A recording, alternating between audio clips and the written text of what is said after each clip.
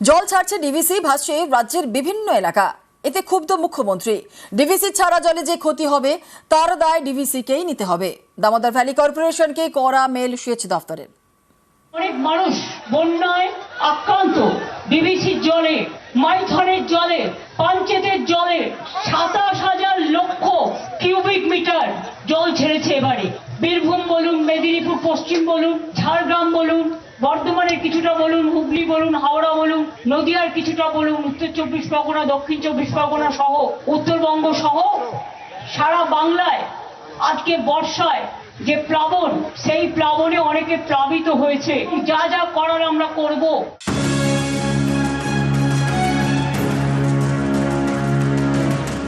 ঝাড়খণ্ডে বৃষ্টি হলেই জল ছাড়ে ডিভিসি, তাতে ভেসে যায় এ রাজ্যের নানা এলাকা। প্রতি বছর এই এক ছবি। এবছরও দফায় দফায় জল ছাড়ছে দামোদর ভ্যালি কর্পোরেশন, ভাসছে রাজ্যের নানা এলাকা। এতে ক্ষুব্ধ নবান্ন। মঙ্গলবার রাতে এবং বুধবার সকালে ডিভিসিকে ইমেল করেছে সেচ দফতর। তাতে বলা হয়েছে, সোমবার রাত থেকে জল ছাড়ার পরিমাণ বাড়িয়েছে ডিভিসি। এই জল ধরে রাখতে সক্ষম মাইথন এবং পাঞ্চেত জলাধার। তারপরেও কেন লাগাতার জল ছাড়া হচ্ছে? ডিভিসির ছাড়া জলে যা ক্ষতি তার দায় ডিভিসিকেই নিতে হবে। গত শনিবারও ডিভিসিকে চিঠি দেয় সেচ দফতর। চিঠিতে বলা হয়, বিভিন্ন বাঁধ থেকে জল ছাড়ার আগে ডিভিসি যেন রাজ্যকে জানায়। এরপরেও বারবার জল ছেড়েছে ডিভিসি। এর জেরে ফুঁসছে হুগলিতে রূপনারায়ণ, মুন্ডেশ্বরী, ভাসছে খানাকুলের ৪টি গ্রাম পঞ্চায়েত এলাকা। বাড়িতে জল, তাই অনেকেই ছাদে। রাস্তায় জল, খানাকুলের রাস্তায় চলছে নৌকা। এরই মধ্যে জল বাড়ছে দ্বারকেশ্বরে, বাড়ছে উদ্বেগ। বাড়ি ঘর দর ডুবে যাচ্ছে, যাতায়াতের অসুবিধা প্রচুর। জল, চাষের জমি সব তো ডুবে গেছে, ফসল নষ্ট হয়ে গেছে। অনেক দুর্ভোগের, বাজারও যেতে পারা যাচ্ছে না, জল তো প্রচুর। আবার বৃষ্টি হচ্ছে, জল ছাড়ছে, আবার ডিভিসি আবার জল বেড়ে যায়। মারাখানা অঞ্চল তো এমনি ডুবে। খানাকুলের ভৌগোলিক অবস্থাটা এমন উল্টানো গামলার মতো, তার উপরে ডিভিসি আমাদেরকে মানে এক প্রকার বাঁচতে দেবে না, আমরা বলতে পারি, বা খানাকুল মানুষজনকেও বাঁচতে দেবে না। তার কারণ যে সময় জল ছাড়ার কথা ছিল সে সময় জল ছাড়েনি। এবছর দেখবেন অনেক আগে জল ছেড়েছে। যেই সময় নদী বাঁধগুলো কাজ চলছিল, তো সেটা আমরা ফুলফিল করতে পারলাম না। ডিভিসি যদি তার জল ধারণ ক্ষমতা না আগে রাখতে পারে, তাহলে জলটা ধারণ করাটা উচিত না। সে জল ছাড়ুক, আগে তার ড্রেজিং এর ব্যবস্থা করুক। নিউজ 18 বাংলা। টানা বৃষ্টির জের দক্ষিণবঙ্গের বিভিন্ন এলাকা জলমগ্ন। উত্তরবঙ্গে হরপা বান ধস। এরই মধ্যে সেখানে ভারী বৃষ্টির পূর্বাভাস। দুই বঙ্গে এখন বর্ষা, বৃষ্টি চলছে। কয়েকদিনের টানা বৃষ্টিতে জলমগ্ন রাজ্যের নানা এলাকা।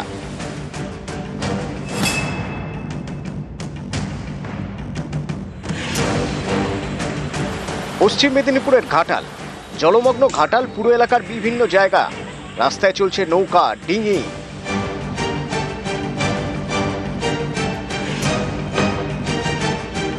পুষছে শিলাবতী এবং ঝুমি নদী, পাড় ভাঙছে কংসাবতী।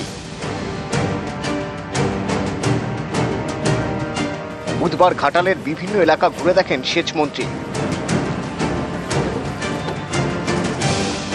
এই যে ভয়ঙ্কর বর্ষণ আমার জীবনে দেখিনি, 25 বছর আগে একবার হয়েছিল। এত হড়হড় করে বৃষ্টি। ফুল থেকে সবজি, ধান থেকে পাট। পূর্ব মেদিনীপুরের পাঁশকুড়ার বিভিন্ন এলাকায় জলের তলায় চাষের জমি। সকালবেলা দেখলাম জল একটু বাড়তিছে, ওই জন্য ভেড়ি তুলে নিয়ে যে আবার গেলাম ওষুধ দিব। এসে দেখি জল বেড়ে গেছে। ও সাঁতরি গেছি, মেশিনকে তো কাঁধে তুলে, কেন ব্যাটারি মেশিন, জলে পড়ে যাওয়া মানে শেষ। পশ্চিম বর্ধমানের আসানসোল, এখানকার বিভিন্ন রাস্তায় জল। আসানসোল স্টেশন রোডে হাঁটু জল।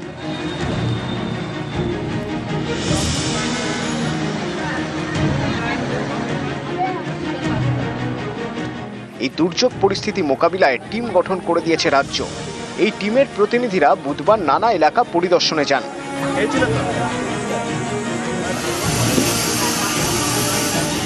হুগলির খানাকুলের জগৎপুরে প্রতিনিধি দলের সদস্যরা।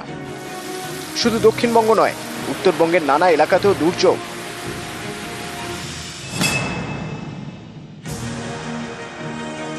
আলিপুরদুয়ারের জামতলায় বাংরি নদী, হরপা বানে নদীর জল রাস্তায়, আটকে যায় একটি বাস।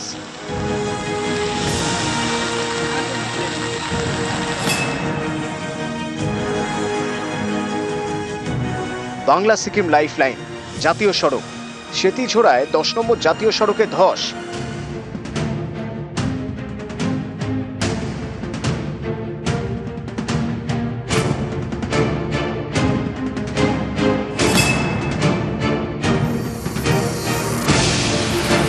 এরই মধ্যে উত্তরবঙ্গে ভারী থেকে অতি ভারী বৃষ্টির পূর্বাভাস।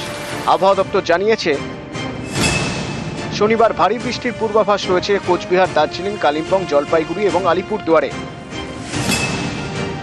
রবিবার জলপাইগুড়ি, আলিপুরদুয়ার এবং দার্জিলিংয়ে রয়েছে অতি ভারী বৃষ্টির পূর্বাভাস।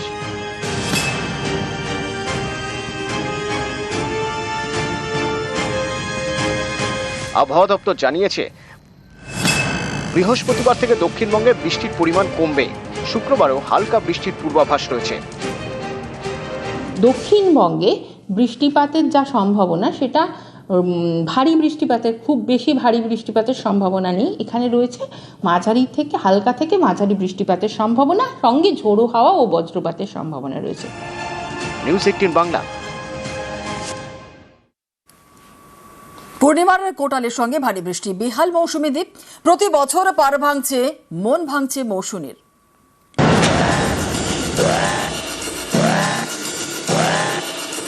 দক্ষিণ 24 পরগনার নামখানা, এখানেই মৌসুমী দ্বীপ। চারদিকে জল, মাঝখানে দ্বীপ, বঙ্গোপসাগরের পাড়ে পর্যটন কেন্দ্র। এই মৌসুমীর পাড় ভাঙছে। ভরা কোটালের সঙ্গে এবার ভারী বৃষ্টি, জোড়া ফলায় মৌসুমীতে ভাঙন।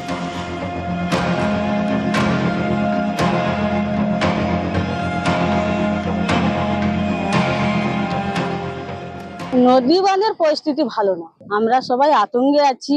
ওই যে নদী বাঁধ, ওই নদী বাঁধে কাঁচা মাটি দিচ্ছে, সামনে বালি, ওই বালি আবার চলে যাচ্ছে, ওই জোয়ার আসছে, ওই জোয়ারে আবার চলে যাচ্ছে, আবার ভাটায় এসে আবার মাটি দিচ্ছে, ও থাকছে না।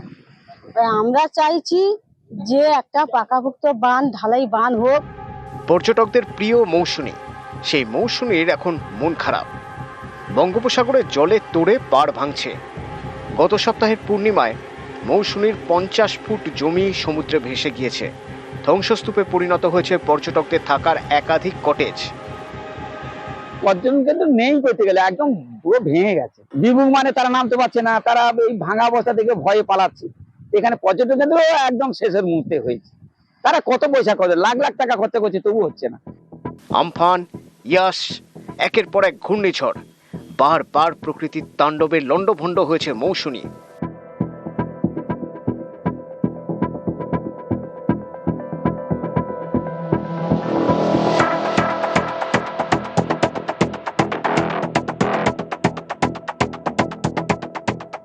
তছনছ হলেও হাল ছাড়েনি মৌসুমী। প্রতিবারই ঘুরে দাঁড়িয়েছে, নতুন করে সেজে উঠেছে। সেই মৌসুমীর মনে এখন ভাঙনের ভয়। তো এই বর্ষাকাল এলে যে প্রাকৃতিক দুর্যোগের কারণে প্রতি বছর ক্ষয়ক্ষতি হয় যারা প্রজেক্ট মালিক আছে, এবছরও তার ব্যতিক্রম হয়নি। বেশ কিছু প্রজেক্ট ভেঙে গেছে। আমরা ব্লক প্রশাসনকে জানিয়েছি এবং ঊর্ধ্বতন কর্তৃপক্ষকে জানিয়েছি, ইরিগেশন ডিপার্টমেন্টকে জানিয়েছি। তাই জন্য ইরিগেশন ডিপার্টমেন্ট ইতিমধ্যে কাজ শুরু করেছে। আপনারা হয়তো গিয়ে দেখেছেন যে এক সাইড দিয়ে কাজ চলছে।